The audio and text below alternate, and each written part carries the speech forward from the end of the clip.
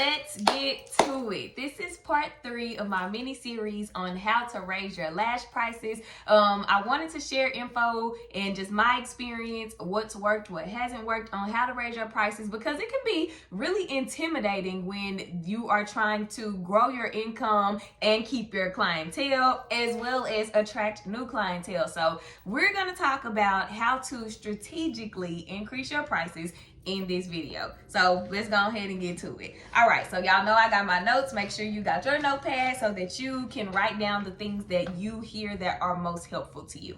All right, so first things first, when it comes to raising your prices, I see so many lash artists that do this, and I think it is the biggest no-no, and that is announcing it on Instagram.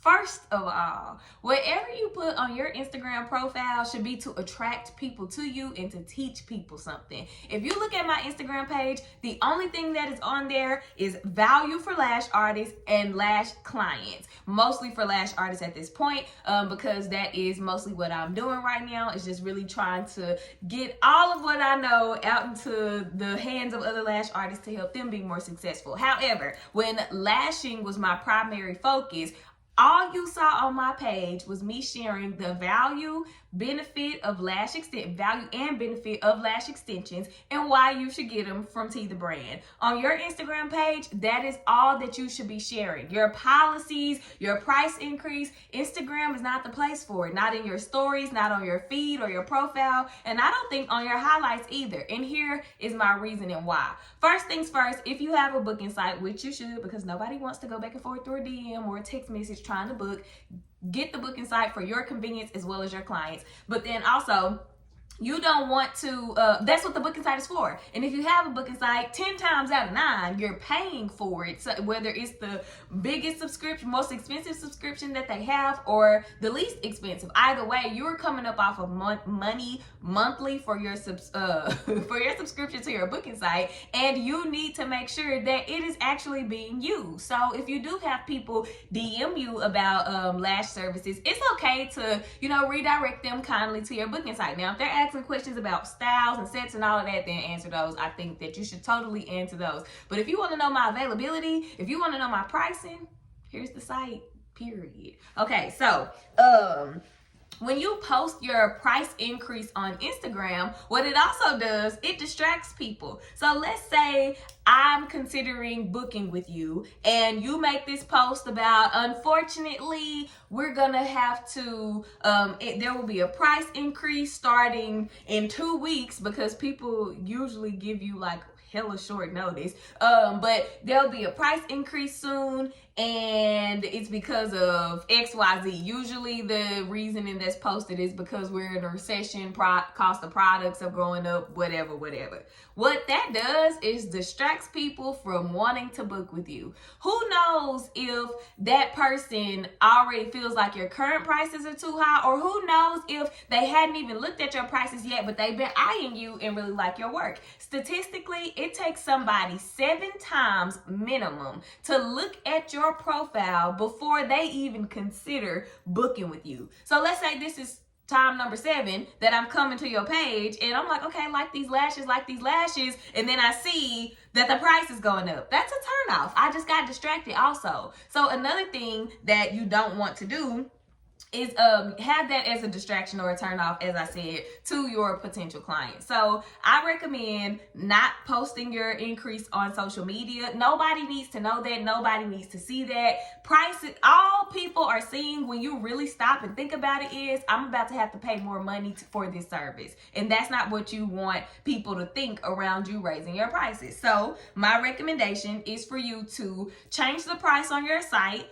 And when new clients come to book with you, they'll be able to see whatever the price is. If they've seen the former price and now they see the new price, they know obviously the price went up. And for your for your recurring clients, a way to go about that is you want to make sure that you reach out to them directly. We always want our clients to communicate with us when their schedules are changing, if they're going to be late, if they need to reschedule, whatever, communicate with us. You don't want them to come in and they for a feel and they really really need a full set and you weren't prepared for that. So it's important that we be what we want to receive from our clients. So make sure that you are communicating with your clients. You can send this update through an email or a text messaging system, however you use to whatever you use to communicate with your clients. And also, when you are raising your prices, I mentioned this in part 2 of the video, I'll just share it again here. You want to make sure that you are offering your clients something more valuable than just your lashes. If your price is going up, that means something about their experience with you as their lash artist and with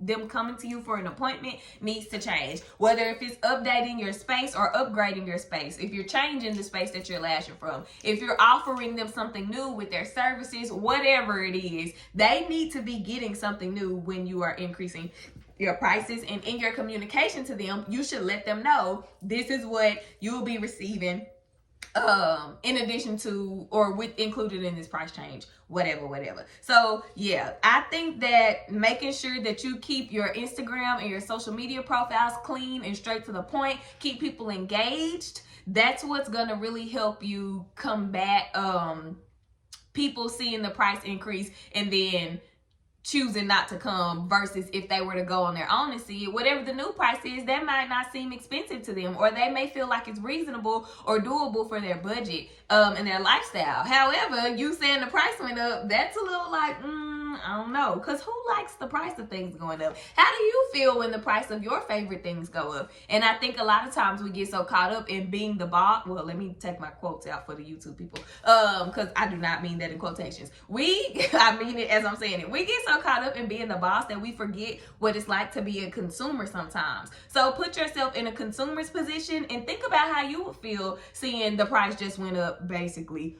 on your service provider's Instagram page. Also, a lot of people expect for people to see this stuff. So say if you don't reach out to your current clients and let them know, hey, the price is going up, you expect for them to see your Instagram post and to know. And that's not cool, because one, we don't see everything that one person posts. There is no way all 6,000 plus of my followers on Instagram see every single post. I mean, the analytics literally show you. And so, as well as the engagement on the post. However, we expect our clients to always see that stuff, and that's just not cool. Everybody's not on social media. We use social media mostly because it's our job.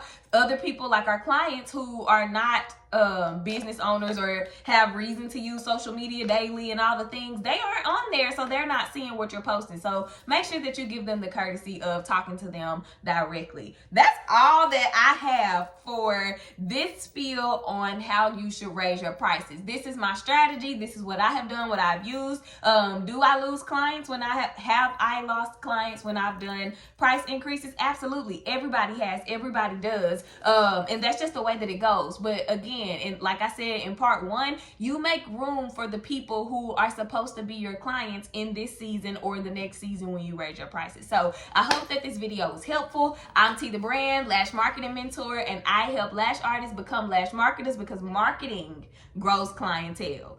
I hope that you take something from this video, from this podcast stream, and that it helps your lash journey be a little bit easier and gives you the confidence and empowerment that you need to go ahead and raise those lash prices. If you did not see part 1 or part 2, or listen to part 1 and part 2 of this episode or video, depending on if you're listening to the podcast or if you're tuning in from YouTube watching the video, go check those out, and I hope that you find something helpful in those. Y'all, that is that on that for this spiel, and I will see y'all. Talk to y'all in the next one.